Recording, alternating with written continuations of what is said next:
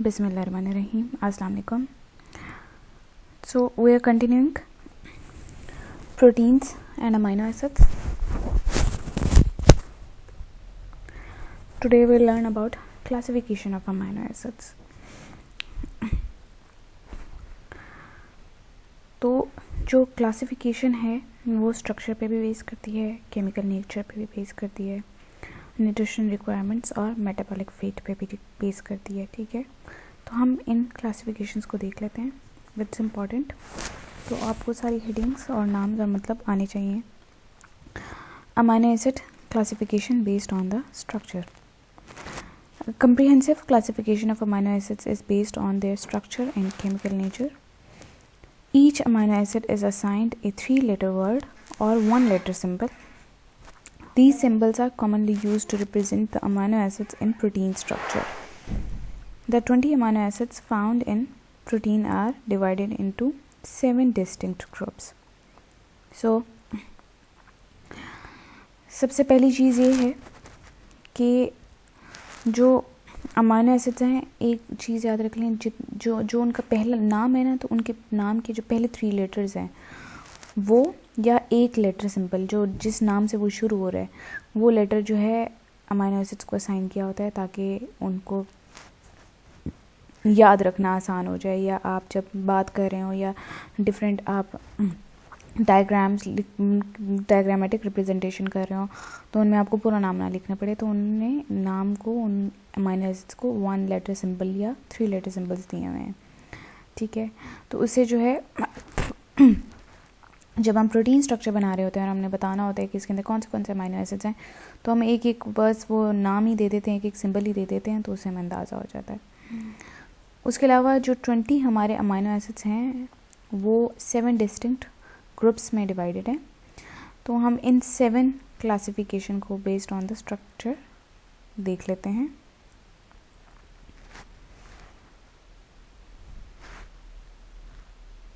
सबसे पहले हैं amino acids with aliphatic side chains.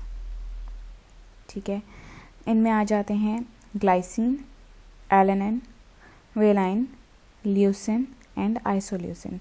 तो यहाँ पे देखें, पहले 3 वर्ड्स का उन्होंने सिंबल GLY और ख़ाली जो सिंबल पहला वर्ड है वो G का दिया हुआ है. ठीक है, तो इनमें से 2 के अलावा बाकी सारे जो हैं ब्रांच्ड चेन्स अमाइनो एसिड्स हैं. ठीक है, इनको हम देख लेते हैं. These are monoamino monocarboxylic acids. This group consists of the most simple amino acids glycine, alanine, valine, leucine and isoleucine. The last 3 amino acids contain branched aliphatic side chains, hence they are referred to as branched chain amino acids. Aliphatic हम वो उन groups को या compounds को कहते हैं जिनके अंदर सिंगल बॉन्ड या डबल बॉन्ड या ट्रिपल बॉन्ड हो, मतलब वो चेन स्ट्रक्चर की फॉर्म में होता है. ठीक है, तो उसको हम उन सारे कंपाउंड जो चेन की फॉर्म में एग्जिस्ट करते हैं, चाहे वो स्ट्रेट चेन हो चाहे ब्रांच्ड हो, उनको हम एलिफेटिक कहते हैं. तो ये वो अमाइनो एसिड्स हैं जिनकी साइड चेन्स जो हैं वो एलिफेटिक हैं. ठीक है, नेक्स्ट है hydroxyl group containing amino acids. वो है अमाइनो एसिड्स जिनके अंदर हाइड्रोक्सिल ग्रुप होता है, OH ग्रुप होता है. तो वो हैं सीराइन, थ्रियोनाइन एंड टायरोसाइन. ठीक है, तो INE इनके एंड में लगता है. ठीक है, तो इसे आप याद रख लीजिएगा. ठीक है, tyrosine being aromatic in nature is usually considered under aromatic amino acids. Tyrosine aromatic भी है. ठीक है, और उसके अंदर हाइड्रोक्सिल ग्रुप भी है, तो हम इसको एरोमेटिक अमाइनो एसिड्स में कंसिडर करते हैं. एरोमेटिक जो होते हैं वो साइक्लिक इन नेचर होते हैं. वो कंपाउंड जो साइक्लिक इन नेचर हो, साइकिल की फॉर्म में स्ट्रक्चर हो उनको हम एरोमेटिक कहते हैं. तो ये हैं हमारे हाइड्रोक्सिल कंटेनिंग सीराइन, थ्रियोनाइन एंड टायरोसाइन, और इनके अंदर हाइड्रोक्सिल ग्रुप होता है. अब आप आ जाएं सल्फर कंटेनिंग अमाइनो एसिड्स.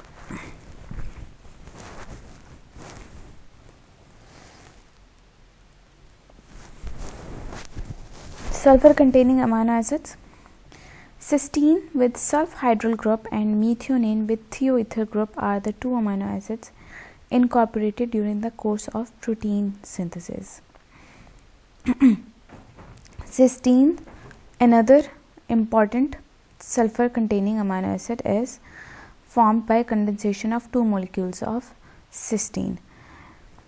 ये सिस्टाइन है और ये सिस्टीन है, ठीक है. अच्छा, तो ये आपके सल्फर कंटेनिंग अमाइनो एसिड्स हैं, ठीक है. सिस्टीन, सिस्टाइन एंड मीथियोनाइन, ठीक है. इनके अंदर सल्फर ग्रुप होता है, ये देखें एस लगा हुआ है. सल्फ हाइड्रल ग्रुप, ठीक है. सल्फर है और हाइड्रोजन है तो इसको हम सल्फाइड्रल कहेंगे. सिस्टाइन में डाइसल्फाइड, 2 सल्फाइड्स हैं और मीथियोनाइन में थियोईथर ग्रुप है, ठीक है. तो सल्फर है और ईथर है, ठीक है. तो इसलिए हम इसको थियोईथर कहते हैं. CH3 CH2 CH2, ठीक है. नेक्स्ट आ जाए acidic amino acids and their names. Aspartic acid and glutamic acid are dicarboxylic monoamino acids while asparagine and glutamine are their respective amide derivatives. All these 4 amino acids possess distinct codons for their incorporation into proteins. Codes होते हैं, उन ये codons क्या हैं और किस तरीके से इनके ऊपर काम किया जाता है, इसके ऊपर हम फर्दर डिस्कशन करेंगे ड्यूरिंग प्रोटीन सिंथेसिस. तो जो एसिडिक अमाइनो एसिड्स होते हैं जैसे aspartic acid and glutamic acid, ठीक है, ये di carboxylic mono amino acids हैं, ठीक है. 2 कार्बोक्सिलिक ग्रुप्स होते हैं और मोनो अमाइनो एसिड्स होते हैं. जबकि एस्पाराजिन और ग्लूटामिन इन्हीं एस्पार्टिक एसिड और ग्लूटामिक एसिड के डेरिवेटिव्स हैं, अमाइड डेरिवेटिव्स हैं, ठीक है.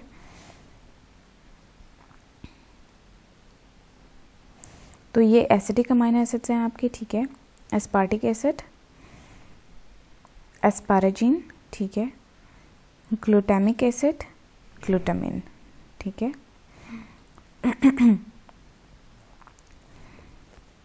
आगे आ जाएं आप. Basic amino acids.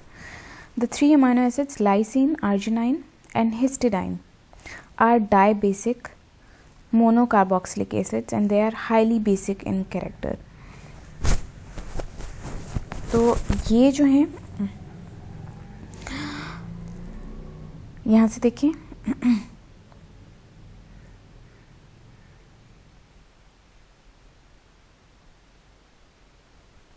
Basic amino acids lysine, ठीक है. और ये भी देखिए आप कि इसके अंदर इस तरीके से चेन बनी हुई है, ठीक है.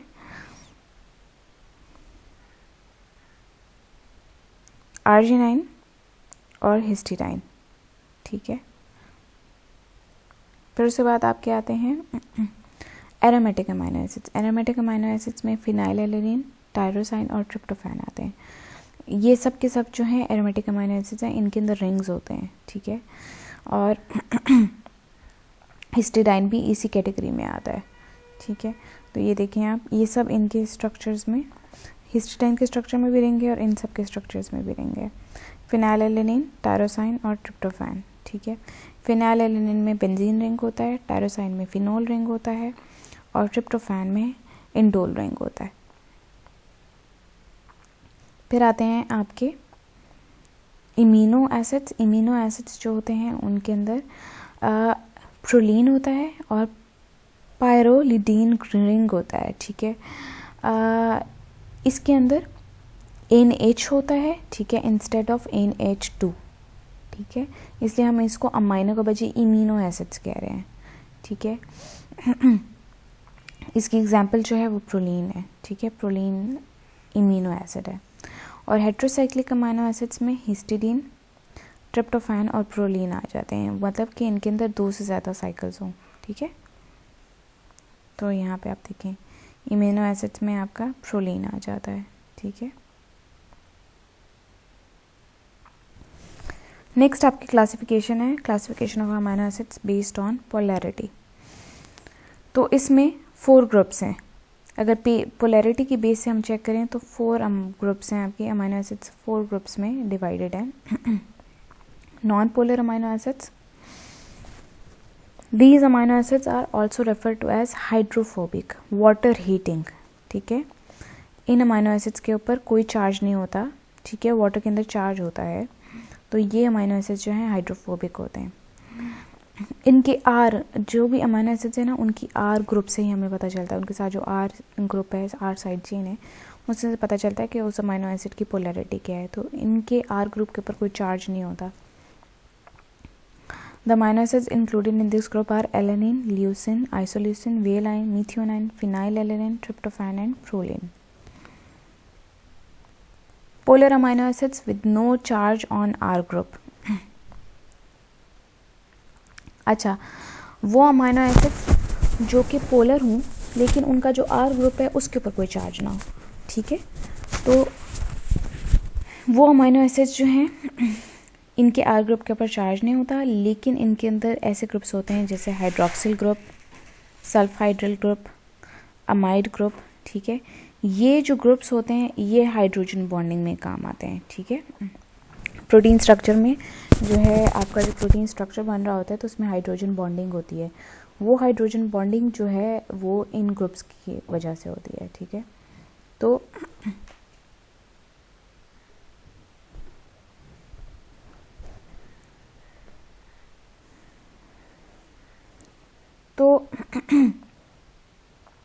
in the simple amino acid glycine where R as H is also considered in the category.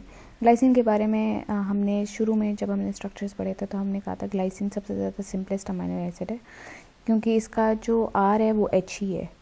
तो ये भी जो है हमारा इन्हीं अमीनो एसिड्स में आता है. तो इन अमीनो एसिड्स में आते हैं glycine, serine, threonine, cysteine, glutamine, asparagine and tyrosine. फिर उसके बाद polar amino acids with positive R group. ये वो अमीनो एसिड्स हैं जिनका आर ग्रुप में पॉजिटिव चार्ज होता है. इनमें है लाइसिन, आर्जिनाइन, हिस्टिडाइन. और वो पोलर अमीनो एसिड्स जिनके नेगेटिव ग्रुप में, जिनके आर ग्रुप में नेगेटिव चार्ज होगा वो डाइकार्बोक्सिलिक मोनोअमीनो एसिड्स हैं, जो अभी हमने पीछे भी देखे थे, एस्पार्टिक एसिड और ग्लूटामिक एसिड. नेक्स्ट आप आ जाएं nutritional classification of amino acids. तो न्यूट्रिशनल क्लासिफिकेशन के हिसाब से हम इनमें 2 कैटेगरीज हैं, बल्कि आप उसको 3 कैटेगरीज कर लें, एसेंशियल या इंडिस्पेंसेबल अमीनो एसिड्स और नॉन एसेंशियल या dispensable amino acids.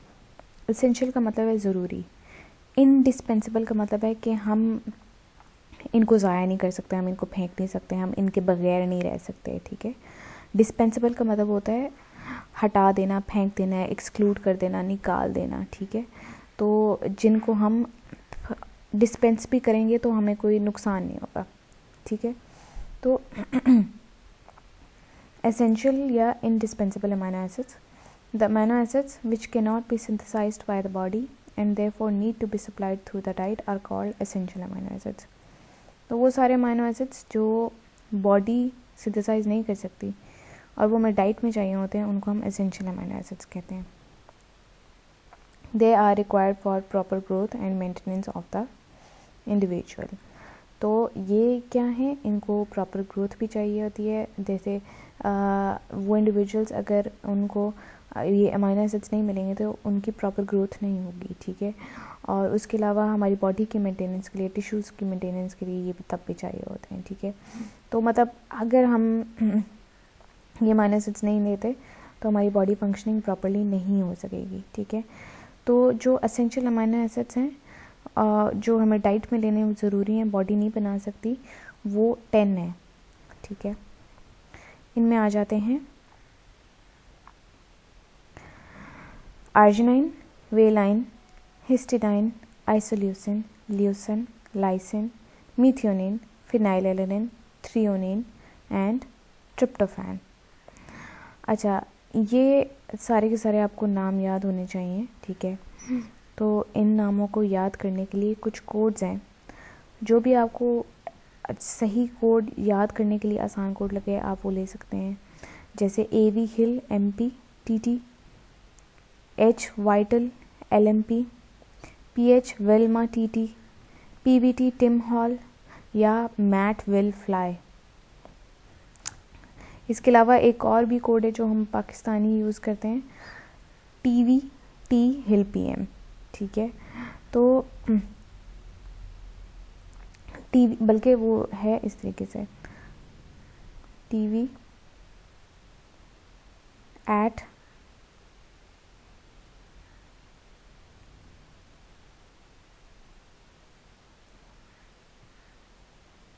Hill PM।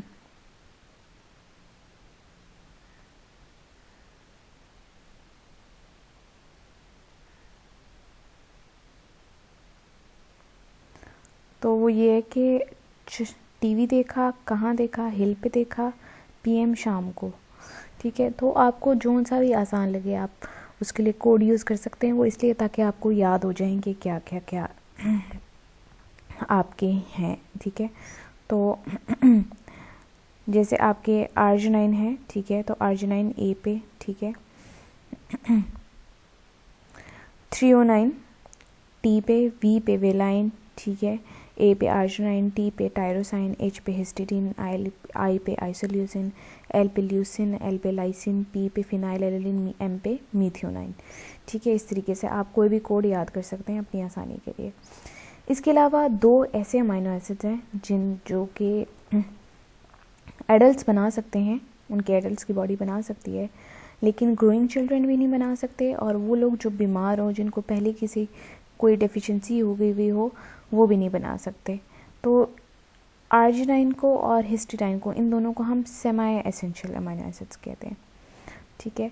तो इसका मतलब ये है कि 8 अमाइनो एसिड्स हमारे एब्सोल्युटली एसेंशियल हैं और 2 हमारे सेमी एसेंशियल हैं, ठीक है। फिर इसके अलावा नॉन एसेंशियल अमाइनो एसिड्स आते हैं, या उनको हम डिस्पेंसेबल अमाइनो एसिड्स कहते हैं। अच्छा, तो ये जो अमाइनो एसिड्स हैं ये 10 हमारे अमाइनो एसिड्स हैं, ठीक है, जो कि बॉडी बना सकती है, ठीक है, खुद से बना सकती है। अगर हमें डाइट में ये वैसे भी होते हैं, अवेलेबल होते हैं, डाइट हर सारी डाइट में हमारे प्रेजेंट होते हैं, लेकिन अगर डाइट में ना भी हों तो बॉडी बना सकती है इनको, ठीक है। ये अमाइनो एसिड्स हैं glycine, alanine, serine, cysteine, aspartate, asparagine, glutamate, glutamine, tyrosine and proline. तो ये इन सब के नाम आपको अच्छी तरीके से याद होने चाहिए। उसके बाद अमाइनो एसिड्स आते हैं based on their metabolic fate.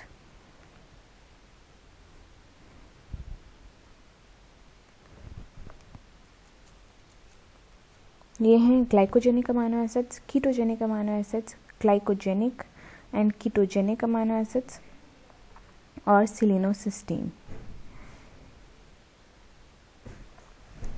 तो होता क्या है कि देखें, कार्बन स्केलेटन तो सेम है। कार्बन स्केलेटन आपके फैट में भी होता है, कार्बन स्केलेटन आपके कार्बोहाइड्रेट्स में भी होता है, और अगर आप प्रोटीन्स देखें तो प्रोटीन्स में भी कार्बन स्केलेटन है, ठीक है। वो जो C के साथ आपके सारे बॉन्ड्स होते हैं।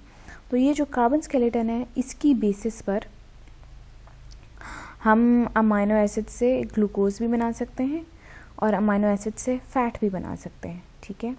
तो वो अमाइनो एसिड जिनसे ग्लूकोज बनता है उनको हम ग्लाइकोजेनिक कहते हैं, और वो अमाइनो एसिड जिनसे कीटोज बनता है उनको हम कीटोजेनिक कहते हैं, ठीक है। तो ग्लाइकोजेनिक अमाइनो एसिड्स ये वो हैं जिनसे ग्लूकोज या ग्लाइकोजन बन जाए, जैसे एलानाइन, एस्पार्टेट, ग्लाइसिन और मीथियोनाइन। और जबकि कीटोजेनिक अमाइनो एसिड्स वो हैं जिनसे फैट बन सकता है, ठीक है। इनमें है ल्यूसिन और लाइसिन। और वो अमाइनो एसिड्स जिनसे ग्लूकोज भी बन सकता है और फैट भी बन सकता है, ये 4 है, आइसोल्यूसिन, फिनाइलएलेनिन, ट्रिप्टोफैन, टायरोसाइन, ठीक है। इनसे ग्लूकोज और फैट दोनों बन जाएंगे, ठीक है। और फिर एक और अमाइनो एसिड है, उसको हम सिलिनोसिस्टीन कहते हैं। इसको हमने 21st अमाइनो एसिड का नाम दे दिया है। As already stated, 20 amino acids are commonly found in proteins. In recent years, a 21st amino acid, namely selenocysteine, has been added. It is found at the active sites of certain enzymes and proteins, इनको हम सेलिनोप्रोटीन्स भी कहते हैं। तो एक 21st amino acid हमारा अभी recent years में फाइंड आउट हुआ है, ठीक है। वो कुछ एंजाइम्स और प्रोटीन्स की साइट्स पर होता है, ठीक है, जैसे glutathione peroxidase, glycine reductase, thioredoxin reductase, ठीक है। Selenocysteine is an unusual amino acid containing the trace element selenium in place of the sulfur। तो इसको हम सेलिनोसिस्टीन क्यों कहते हैं? क्योंकि इसमें सेलेनियम होता है सिस्टीन की जगह पे, ठीक है, और सेलेनियम होता है सल्फ़र की जगह पे। हमने सल्फ़र अमाइनो एसिड्स का ग्रुप बनाया था ना, तो वहाँ पे सल्फ़र की जगह पे सेलेनियम होता है, मतलब सिस्टीन के जैसा ही आइटम होता है, लेकिन उसमें सल्फ़र की जगह पे सेलेनियम होता है। Incorporation of selenocysteine into the proteins during translation is carried out by the codon, normally UGA। अब कोडॉन्स होते हैं, कोडॉन्स ये वो होते हैं, मैंने आपको पहले से बताया था कि आपकी पहले से इंफॉर्मेशन होती है डीएनए में, ठीक है, कि ये आपका प्रोटीन बनेगा, और वो प्रोटीन की इंफॉर्मेशन कैसे होती है कि कौन सा अमाइनो एसिड चेन में लगेगा। तो जो वो कोडॉन है वो UGA है, ठीक है। It is interesting to note that UGA is normally a stop codon that terminates protein biosynthesis। तो जो UGA itself है वो stop codon है। इसका मतलब ये है कि जब ये बनेगा तो इसका मतलब है प्रोटीन की सिंथेसिस बंद हो जाएगी। Another unique feature is that selenocysteine is enzymatically generated from serine directly on the transfer RNA। तो दूसरी चीज़ इसकी जो है वो ये है कि ये डायरेक्टली जनरेट हो रहा होता है, ठीक है, और डायरेक्टली जनरेट होकर फिर प्रोटीन्स में इनकॉर्पोरेट होता है। ये कुछ स्पेसिफिकेशंस हैं सेलिनोसिस्टीन के बारे में। सिस्टीन नॉर्मली ये है, सेलिनोसिस्टीन ये है कि सल्फर की जगह सेलेनियम लगा हुआ होता है।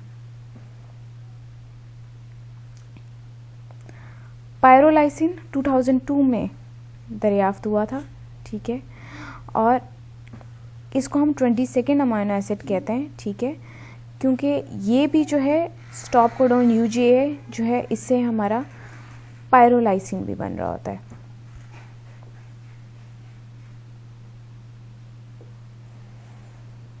So this is it for today's lecture.